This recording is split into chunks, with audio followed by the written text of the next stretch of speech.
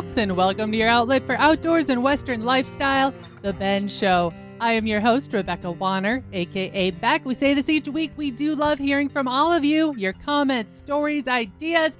Get a hold of us anytime. Call or text 305-900-2363. Again, that's 305-900-2363. Or you can always drop an email to benradioshow@gmail.com. Right along, as always, is my co-host, Jeff Tigger Erhardt. Now, before we dive into a really fun topic here later in the show, I'm going to give you a little tease. It deals with gator hunting, something that we all know that Tigger has been wanting to do. But before we do that, I saw this cross my wires, and I just had to share this because how many times have we heard about the fluffy cows, the Highland cows in particular, those that have made the rage, I would say. I think they were trending for quite some while, from decor to everything else. Well, listen to this.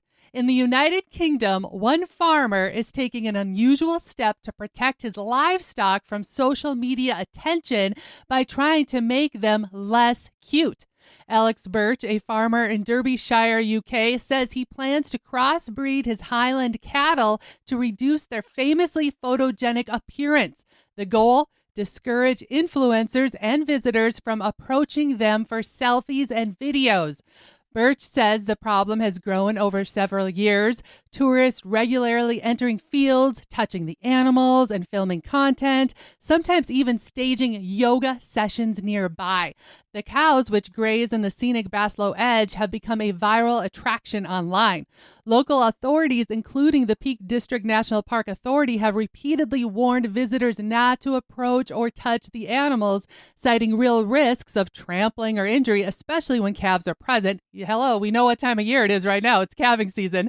Despite those warnings, Birch says crowds continue to gather. In one instance, he found dozens of people surrounding his herd with cameras. He worries that if someone gets hurt, he could be held legally responsible.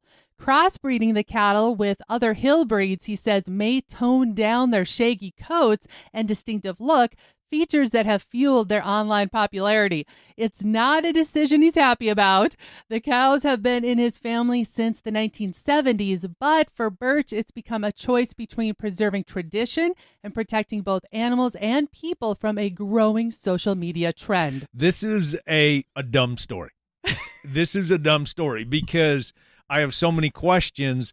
Why is he allowing people on is it his private property that they're trespassing on his land? That's the problem. He's not allowing them, and he can't stop them. So he needs to take this to a whole nother level. Instead of he's going to go and change the closed genetic intensity of the Highland cattle and completely change that because people are trespassing. You need to get authorities on this because somebody coming in and doing yoga in your pasture. Could you imagine, here I go, if we'd come home and somebody's out there in our pasture. I get wound up enough if somebody's parked on the hill just because we have a beautiful scenic view where we're at. Oh, and all they want to do is enjoy the sunset, and they're not doing anything wrong, but I get bowed up, what are you doing out there? I know right away, especially, as I said, this is happening in the UK, but in the Americas, think about it, it constantly is trending. The word touron, I hate to say it, it's a mixture of a tourist plus a moron. It is a true word. Look it up, touron. I never heard it. And these people, they see animals. They're how many degrees away from the farm and ranch families they grew up on. So now when they see any kind of cow or buffalo, they think it's free game to take photos and stop. It's an opportunity to go trending on social media. So I feel bad for him. I don't know what the legal law authorities are over in the UK, because I know in the United States. There's more to this story, though. There has to be, because where people can come that close, there's more to this than just he has a private place and he's got a bunch of miniature Highland cows and everybody's swarming there. There's got to be more to this story. Well, I'm sure there is a bit more. And having traveled in Europe myself, farms are not to the size that they are here in the United States. That's what I mean. So yes, there is a little bit more to it. And you and I being the cow geeks that we are, we would never consider changing the genetics that have taken. Charge them. Charge people to come in. There If they you want go. to do that, charge them X amount and they can come and they can take a picture and do yoga or whatever they want beside the little Highland cow. There's a few more ways to skin this.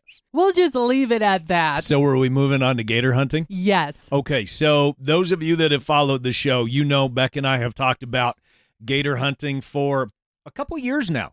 We've talked about gator hunting. This is an incredible story. Our friends from Texas, Matt and Stacie Tarr, they were able to experience a hunt of a lifetime. Yes, it was a gator hunt like no other. Now, here's where it gets a little different. Now, Matt is a professional barrelman in the PRCA, in the Pro Rodeo Cowboys Association. Fantastic to work with, by the way. But this one has nothing to do about rodeo. This one is all about the gator hunt. And I got to be honest, Beck, I told you this is one of the neatest interviews that I have ever done in terms of it being interesting. I mean, fascinating, and all I'm going to say is I am sold. So, Matt, thanks for joining us with this. Let's get a little backstory on this hunt. I ran a hunting business back in Wyoming, long time, I mean, right out of high school. I had a guy that worked with me from South Carolina. He guided with me, and we've always talked about going gator hunting, and he puts me in every year, but that season falls in September, and we're still rodeoing. So it's hard to give up what pays the bills to go spend money. You know what I mean? Mm-hmm. Yep. And we had 5 weeks in Florida this year, and I'd talked to tons of people down there about going and doing it. And we were driving into Moorhaven, Florida for the Chalanicka Ranch Rodeo, which if you ever get a chance to check that deal out, go ahead and do it, because it's wild. It's a party. But there was a sign right outside of town that said Gator Hunts. So I got there and we got pulled in and talked to John Scott, the guy that hired us. And so, what's the deal with the gator hunt sign? And he started laughing. He said, "Don't worry about that guy." He said, "But they got the best guy in Florida. He's on the board. I'll hook you guys up." So sure enough, we went over and met him, and he's like, "Man, if you guys can hang out for a couple of days afterward, we'll go gator hunting." I said, "You got to be kidding me." He said, "No, I got tag. I'll take you." I said, "Well, heck yeah, we're in." So we stayed until I think 2 days after, and he called and he said, "Hey, you ready to go?" I said, "Yes, sir." So me and Stacie and Bransen and Memphis all loaded up in the truck, met him at his house. And I think for lack of a better term, he's kind of the nuisance gator guy in the area. Mm-hmm. He's an outfitter.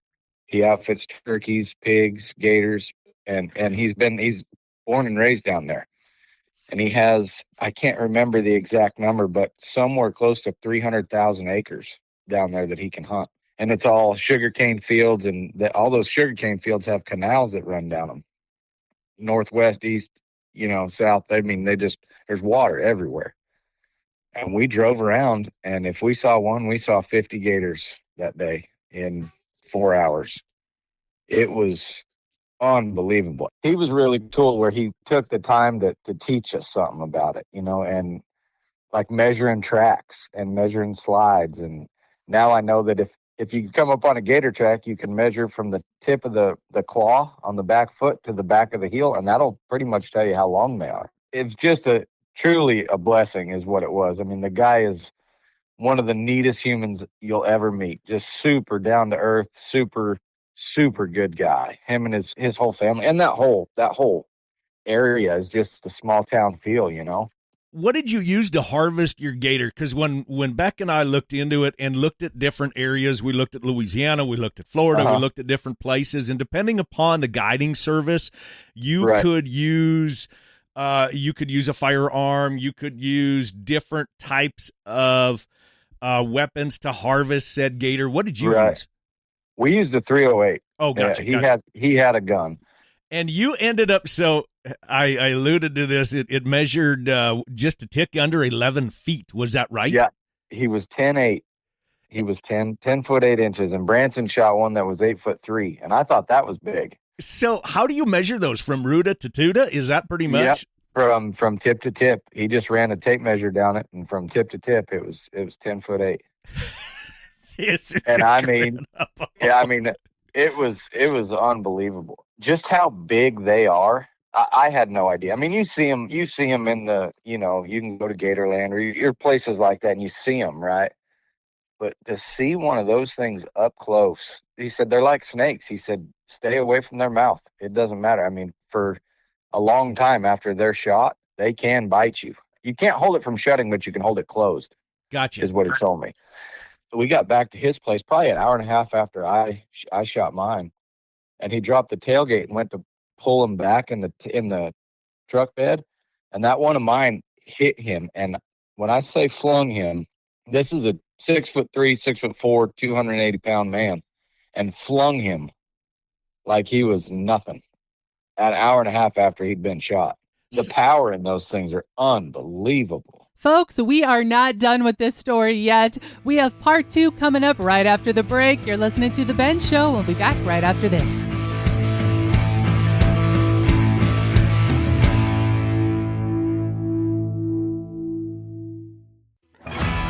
If you're buying or selling cattle, make your first stop livestockmarket.com. Bred cows, heifers, pairs, bulls, and frozen genetics, even feeder calves. You'll find them all at livestockmarket.com. Livestock Market features private treaty sales, online auctions, and live production sale bidding. You'll also find horses, sheep, goats, and hay. Check out the free Livestock Market magazine wherever you pick up Tractor House and download the Livestock Market mobile app today.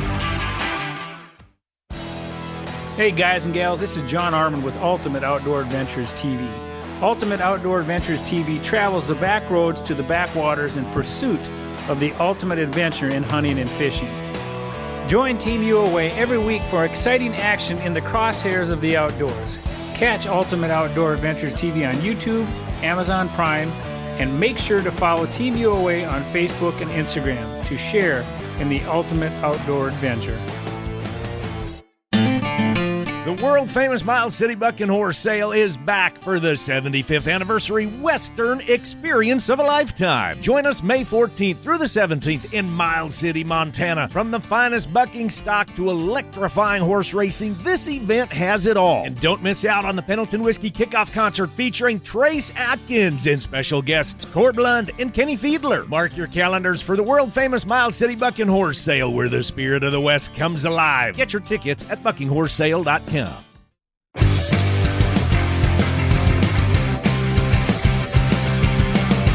Welcome back to The Ben Show. Our friends Matt and Stacie Tarr and their family had the opportunity of a lifetime by going gator hunting in Florida. Now, you've been in a lot of different hunting scenarios, Right. both with firearms and archery. And I mean, you've Right. guided, you're very knowledgeable, a number of different species that you've harvested yourself or helped harvest.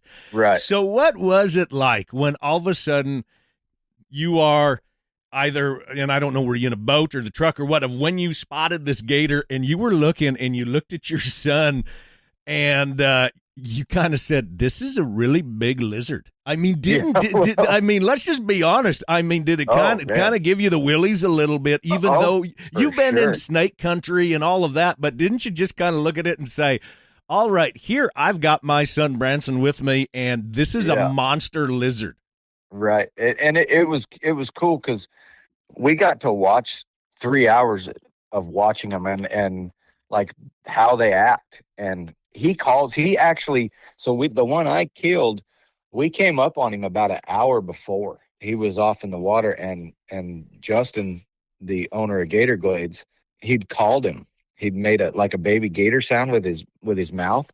And this dude, I mean, he traveled 15, 20 feet right to the bank, not 20 feet from us. And there's not a ripple in the water. There's not a bubble. There's nothing. He just glides up there like nothing. So did you do something involuntary and messy when he did that? Man, I'm telling you, I'm like, I've got a whole new respect for this deal. Because, I mean, for something that's 11 foot long and weighs 600-700 pounds to not make a ripple in the water.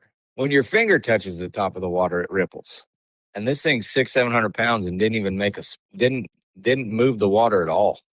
To slide up on you like that, it's a whole new meaning to Erie. So if you had the opportunity to do this again, would you? Absolutely. Absolutely. I've been talking about it for 20 years, and never had the opportunity to even be around it. Just wanted to go do it. And I told Justin on the way back, I said, well, the bucket list is getting thrown out the window now, because that was one of the coolest things I've ever done. Just to see the different terrain and how they are. I mean, I guess not being around them ever, and they're just prehistoric when you put your hands on them. And I'm 6 foot, I'm a grown man, and my hand is half the size of his foot. The size of these things they're just incredible animals. And where Beck and I ran into the scheduling conflict was that very thing of the Right. particular season when we could get down Right. there. It was still in the busy time of year. We're still rodeoing at that time. We're Right. starting to think about shipping calves and all of those types of things. It just didn't work in. Case in point, we never did really celebrate my milestone birthday. So so you're recommending do this. I got you the guy now, and that's the cool thing about it is. And I was talking to him, and I was like, usually I can't go. I mean, he said, no, and their seasons, like their public land seasons and all that, are around the same time. But him being that nuisance guy and having all that private land and having to keep those numbers down when they issue him all them tags, it makes it to where guys like us can, I mean, he sent me 2 videos yesterday of 2 gators he killed. It's easier different times of year, and it's harder different times of year, just like everything, but he can take you whenever. That's the cool part about it. You can go anytime he's got a tag. It makes it really easy for guys like us that our scheduling, we miss out on birthdays and weddings and holidays and all of that stuff. You miss out on a lot of hunting. And here, this guy's he's got a good opportunity and an awesome price point to where it works out. Okay, Branson's gator was like 8.2 or 8.3, kind of right in there. Yours was just a tick under 11 foot. Did you get both of these gators stuffed, or did you just get yours or just Branson's? That's the first question. And then where did Stacie allow this to be put in your house, or is it in the shop?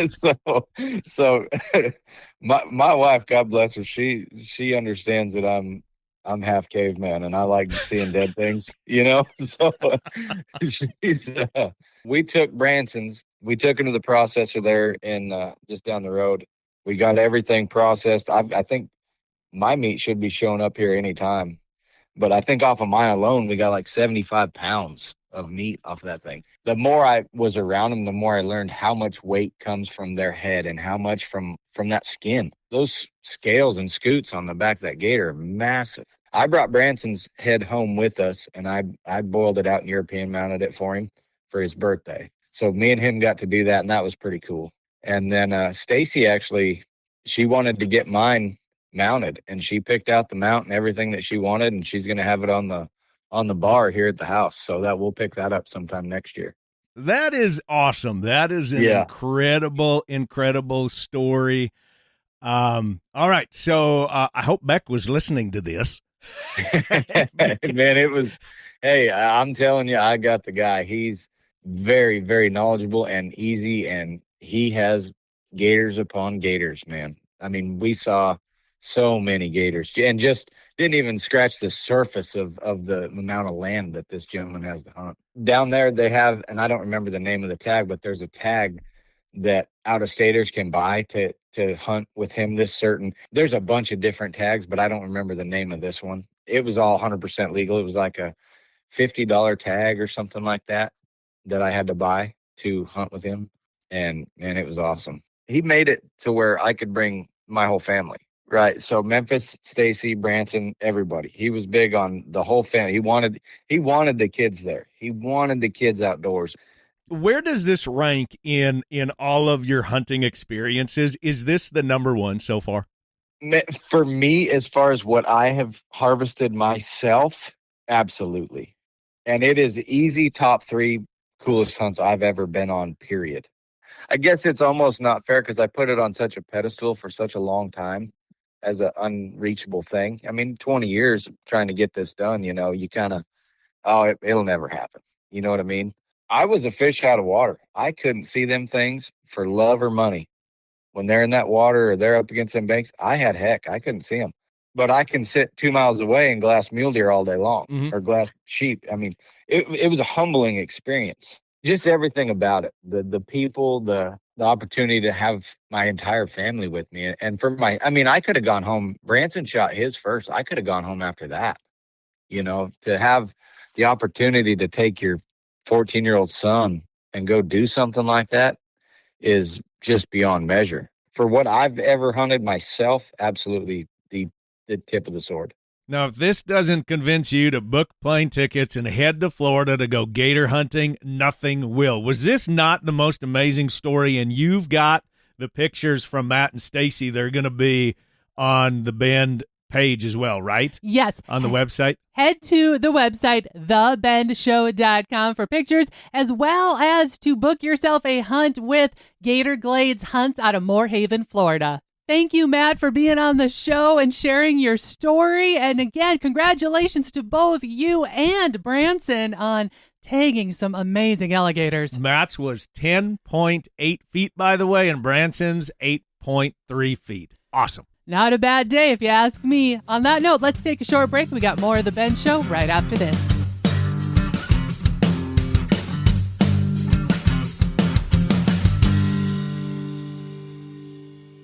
Welcome to Sire Buyer, a place where we connect cattlemen, the nation's #1 destination for buying and selling breeding genetics. In-depth reviews and upbeat news on your favorite sires. Sire Buyer features the top Angus bulls across the country. Be sure to sign up to receive your directory by emailing info@sirebuyer.com. If you're looking for the best place in breeding genetics, you've just found it.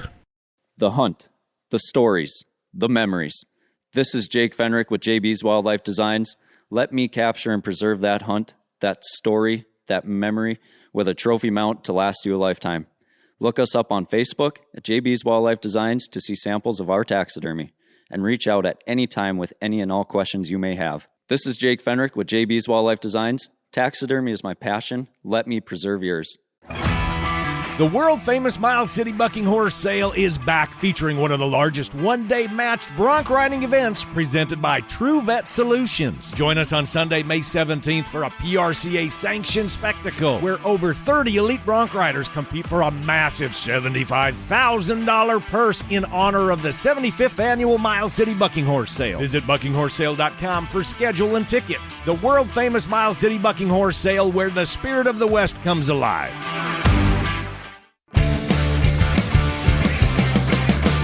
Welcome back to the Ben Show, your outlet for outdoors and Western lifestyle news. Off the news desk, we head to Colorado, where federal wildlife officials are asking the public to weigh in on how Colorado is managing its wolf reintroduction effort, especially when it comes to conflicts with livestock. The U.S. Fish and Wildlife Service says it wants to hear directly from ranchers, landowners, and others about their experiences with wolf attacks, prevention efforts, and compensation. Public comments are open through June 5th. Colorado voters approved the return of gray wolves in 2020, and the state began releasing animals in late 2023. Under a special federal designation, Colorado has some flexibility to manage the wolves, including, in limited cases, killing them, even though the species remains protected under the Endangered Species Act. Since reintroduction began, state officials have confirmed just over 50 wolf attacks on livestock and guardian animals. Compensation to ranchers has already exceeded initial state funding levels, with more than $700,000 paid out this year alone, and total payouts expected to surpass $1 million. Federal officials are now asking whether those compensation programs are working, how effective non-lethal deterrents have been, and how well agencies and communities are coordinating. The request for input comes amid rising political tension. Some conservation groups argue the review could undermine wolf recovery efforts, while others, including some lawmakers, are pushing to remove federal protections for wolves altogether. For now, federal officials say the goal is to gather feedback and improve how the program works for both wildlife and the people living alongside it. So I do have a question about this when they say to use non-lethal deterrents. What are landowners supposed to do? Get out there and just yell, "Get out of here, wolf! Get out of here!" I mean, come on. Especially when you consider, look at whether it's wolves or it's coyotes or anything, they become used to people. They come into Absolutely. cities. Look at Absolutely, California has an 100%. issue with it, with them coming into the metropolitan areas. So this, of course, Tigger and I are going to stand on the landowner's side because this is part of a person's way of life. And you proved it when you said the numbers. You said that already $700,000 has been paid out, and that more than exceeded their expectations. They're looking this year to surpass $1 million. So what does that tell you of, maybe we didn't think that the wolves were going to cause this much damage, but they did. So I'm glad they're going back to the drawing board, maybe not back to the drawing board, but getting at least some public opinion on this and letting landowners and land users come in and explain, hey, this is kind of what's going on out here by using these non-lethal deterrents. You're laughing at this. Get out of here, because wolves. you're hoping it's not going to be like in Florida where they came up with robot bunnies to distract the Burmese pythons. I mean, it just doesn't work. Oh, please tell me that that's not part of this program. No, it isn't, but I had to bring it up. Land the plane. Wish everybody well, Beck. We're going to call this show wrapped for this week, folks. Remember to keep sending in any questions you might have, something spot-worthy for us to share, as well as your area's field reports. We know the fishing is getting hot out there.